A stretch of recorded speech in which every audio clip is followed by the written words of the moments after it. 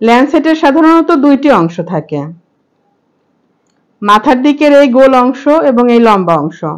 মাথার দিকের গোল অংশ ধরে একটু টান দিলেই এটি খুলে আসবে। আমি ঘুরিয়ে টান দিচ্ছি, লক্ষ্য করুন সুচটা বেরিয়ে আসলো। মাথার দিকের অংশটা টেবিলে রেখে দিলাম। সুচটা পেনে কিভাবে সেট করবেন? পেনে যে কালো অংশটা আছে তার মধ্যে এই সুচটা আস্তে করে পুশ করতে হবে।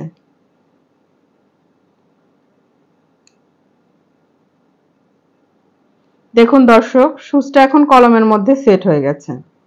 এখন যে অংশটা আমরা বাম থেকে ডান দিকে পেঁচিয়ে খুলে নিয়েছিলাম, ডান থেকে বাম দিকে পেঁচালে সেটি আবার সেট হয়ে যাবে।